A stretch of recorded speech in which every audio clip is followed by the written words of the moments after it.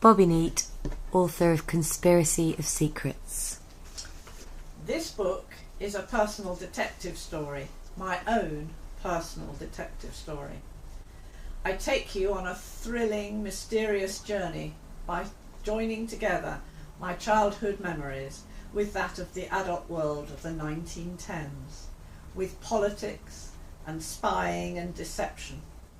Of course, I now realise that my own childhood was very strange, but that's all part of the story. There are many mysteries to my story, but how did I discover that my stepfather was the illegitimate son of Prime Minister Herbert Henry Asquith? Prime Minister, one of the longest serving Prime Ministers from 1908 to 1916. Well, these pages explain, and I take you on a journey. But even now, after all my efforts to place my story on paper, I find the story barely credible. A little bit of background. Asquith was well known for writing letters to a young woman. Asquith was 65, Prime Minister, married, living in Downing Street with 7 children.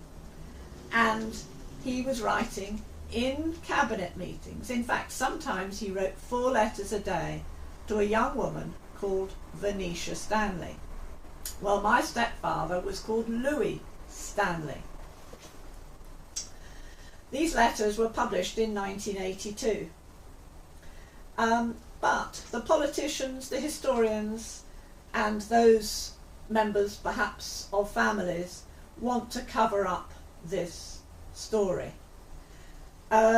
It's well known, as I said, that he wrote letters to Venetia Stanley.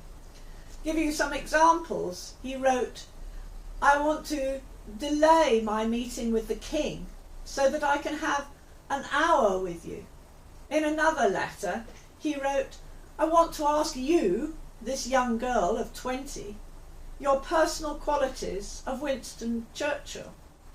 In another letter, he said, "There is no colleague whose judgment I trust more." So we have a Prime Minister aged 60 who is asking a young woman of very tender years of her opinion about the war and of his cabinet members.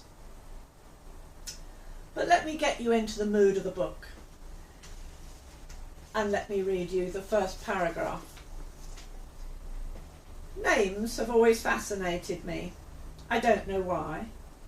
Was it because at each family mealtime, Louis Stanley, my stepfather, had acquired another famous individual to add to his elite social circle? To my childish ears, each celebrity appeared to have a strange, astounding name. Fancy being landed with the name Aga Khan or Beaverbrook.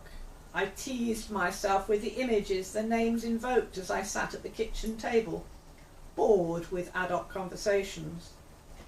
Or did I have a fascination with names because my own surname had been summarily dismissed? Nobody ever explained, and I was too fearful to ask why I used to be at the top of the school register, and then suddenly, to my utter dismay, my position plummeted to the nether reaches of the roll call.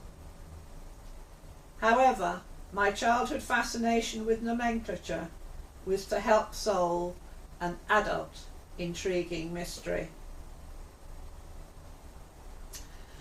My book is not just about the discovery, it's about the actions of this very strange man. Who was this bizarre man who'd entered into my life when I was 5? He was absolutely terrifying to me when I was small.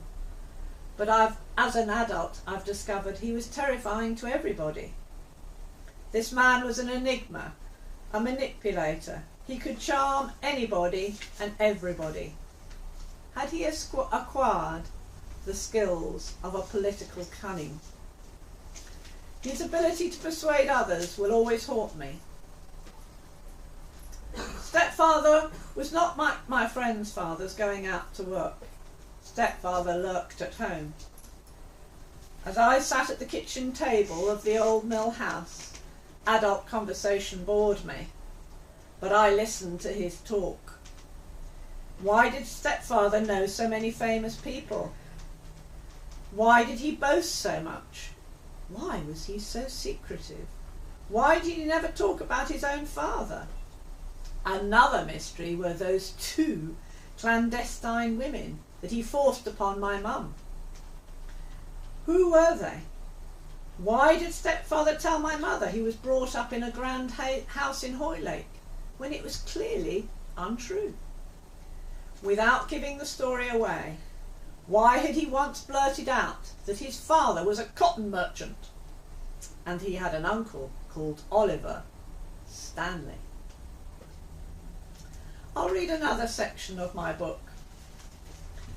Lurking in my childhood were suspicions, things that I were uneasy about, things I don't know. There'd always been mysteries, things I knew not.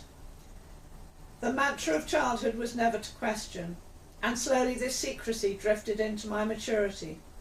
But there always lurked those dark suspicions, suspicions too deep to raise, too disturbing to examine, so why disturb the calm? Little did I know then, when I was 5, that 50 years later I'd be forced to confront my fears and start delving into the lives of others. I was the youngest child and must have unwittingly absorbed sufficient clues to initiate my truth-seeking voyage.